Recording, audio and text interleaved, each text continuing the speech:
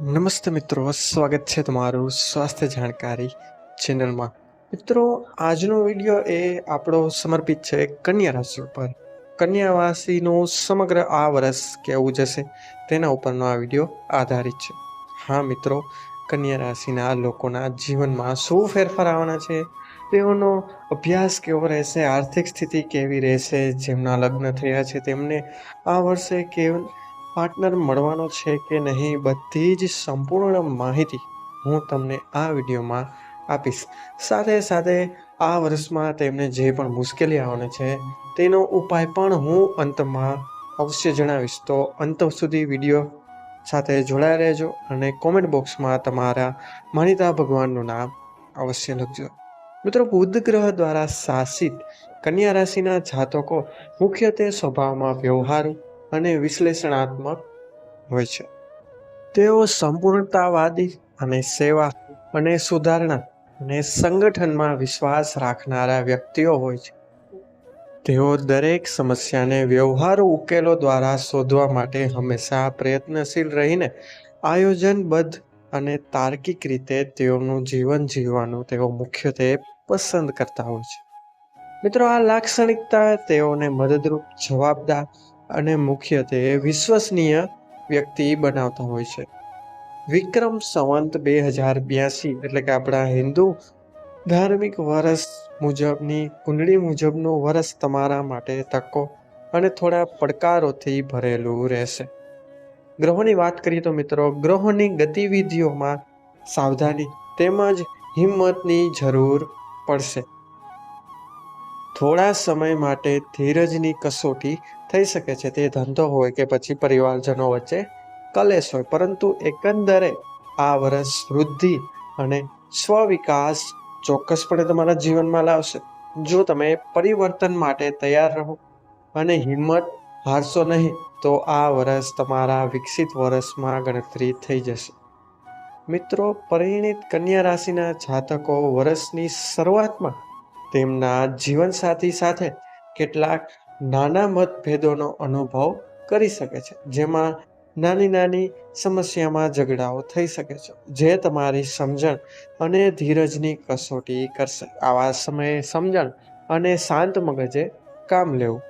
વિક્રમ સંવંત 2082ની કુંડળી મુજબ તમારી વાતચીતમાં સાવચેત રહો, સમજી વિચારીને શબ્દો બોલો અને તમારા વિચારો અને લાગણીઓને યોગ્ય રીતે શેર કરો. કોઈ પણ ખોટા વ્યક્તિ સાથે તમારી ફિલિંગ શેર કરશો નહીં. આ સમય દરમિયાન તમારા જીવનસાથીની જરૂરિયાતોને સમજવી ખૂબ જ મહત્વપૂર્ણ રહેશે. વર્ષના બીજા ભાગમાં એટલે કે અડધું વર્ષ ખતમ થયા બાદ તમારા પ્રેમ જીવનમાં સુધારો થશે અને સંબંધો મજબૂત બનશે. જે લોકો સિંગલ છે, જેમના લગ્ન નથી થયા અથવા તો તેઓ કોઈ પણ સાથે રિલેશનશિપમાં નથી, તેમણે વર્ષના પહેલા ભાગમાં ઉતાવળિયા નિર્ણયો લેવાનું ટાળવાનું છે. જલ્દબાજીમાં કોઈ ખોટા વ્યક્તિ સાથે ફસાઈ જવાનું નથી. વર્ષના બીજા ભાગમાં ભાવનાત્મક સુરક્ષા અને વિશ્વાસ વધવા લાગશે અને કેટલાક માટે સંબંધોને આગલા સ્તર પર લઈ જવાની તકો ઊભી થશે. એટલે કે તેમના માટે સંબંધને નવા જગ્યા તથા સંબંધોમાં નવું આકર્ષણ લઈ આવવાનો મોકો મળી રહ્યો હશે. જ્યોતિષ રાશિ પર વિક્રમ સંવંત 2082 મુજબ કન્યા રાશિના લોકોએ પહેલા ભાગમાં કામ પર પડકારો અને જવાબદારીઓનો સામનો કરવો પડી શકે છે.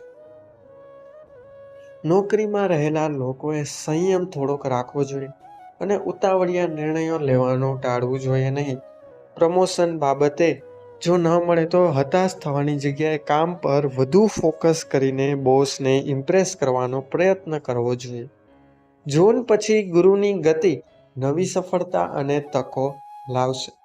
નવા વ્યાવસાયિક સોદા અને સહયોગ તમારા માટે ફાયદાકારક રહેવાના છે. વિદ્યાર્થીઓને સખત મહેનત દ્વારા સફળતા ચોક્કસપણે મળશે જો તેઓ આત્મવિશ્વાસ અને સંયમ પોતાનામાં બતાવશે અને પોતાના પર ભરોસો રાખીને મહેનત કરીને ચાલશે. મિત્રો, વિક્રમ સંવંત 2082 મુજબ વર્ષની શરૂઆતમાં કેટલાક અનિચ્છનીય ખર્ચાઓ થઈ શકે છે. તેથી બજેટ જાળવી રાખો અને વધુ પડતા ખર્ચ ટાળવાના છે. મનગમતી વસ્તુ ન લેવાય તો થોડોક ટાઈમ પછી પણ તે લઈ શકો છો, પરંતુ વધારે પડતા ખર્ચામાં થોડું ધ્યાન રાખજો.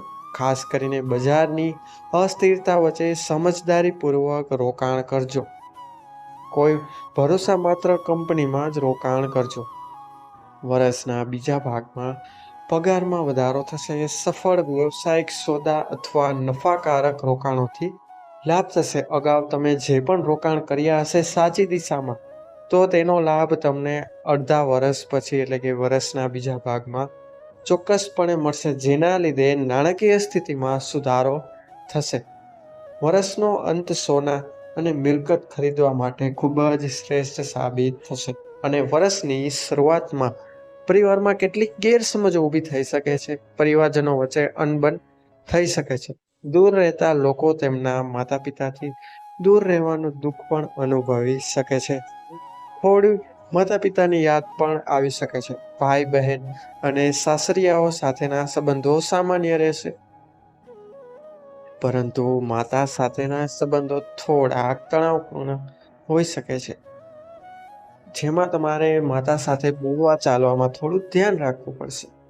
કન્યા રાશિ માટે વિક્રમ સંવત 2082 શીખવા માટે જમાવટ અને ધીરજનું વરસ હોવાનું છે. જો તમે મિત્રો સમજદારીપૂર્વક કામ કરો છો તો પ્રેમ અને પારિવારિક જીવનમાં સુધારો અવશ્ય આવવાનો છે. શરૂઆતમાં આ વર્ષે તમારી કારકિર્દીમાં ધીરજ રાખજો, કારણ કે પ્રગતિ નિશ્ચિત રહેશે જો તમે તમારા ઉપર ભરોસો રાખીને તમારું કામ તમે કર્યા રાખશો. નાણાકીય બાબતોમાં સાવધાની રાખજો. ખર્ચમાં હાથ થોડો સંભાળીને ચલાવજો, પરંતુ રોકાણની સારી તકો પણ મળવાની છે.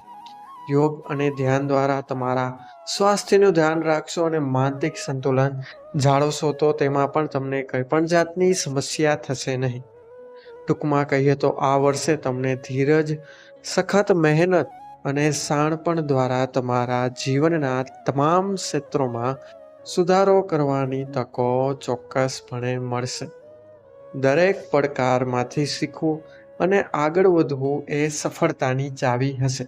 મિત્રો, જે શરૂઆત એટલે કે આ વર્ષના શરૂઆતમાં જે અગાઉમાં મુશ્કેલીઓ થોડી થવાની છે, તેમના ઉપાય માટે વાત કરીએ તો તમારા સંબંધ અથવા લગ્નમાં આકર્ષણ વધારવા માટે પૂર્ણિમાની રાતે એટલે કે પૂનમની રાત્રે ડેથ અથવા ડિનર પર જવાનો તમારા પાર્ટનર સાથે પ્રયાસ કરજો.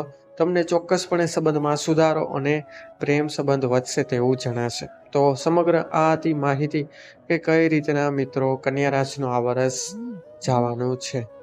તો મિત્રો, જો આ વિડીયો પસંદ આવ્યો હોય તો વિડીયોને લાઈક કરજો, ચેનલને સબસ્ક્રાઈબ કરજો તથા બાજુમાં આપેલા બેલ આઇકન બટનને અવશ્ય દબાવજો, જેથી અમારા નવા વિડીયોનું નોટિફિકેશન સૌથી પહેલાં તમને મળી રહે, જેથી અમારા આવા જ નવા વાસ્તુશાસ્ત્રને લગતા વિડીયો તમે નિહાળતા રહો. અને તમારી રાશિ વિશે જો તમે જાણવા કંઈ પણ માંગતા હોય તો કોમેન્ટ બોક્સમાં તમે અમને ચોક્કસપણે જણાવી શકો છો. તો મિત્રો, મળીશું હવે આવા જ નવા વિડીયો સાથે. ત્યાં સુધી બધાને મારા હર હર મહાદેવ. આભાર, ધન્યવાદ, અસ્તુ.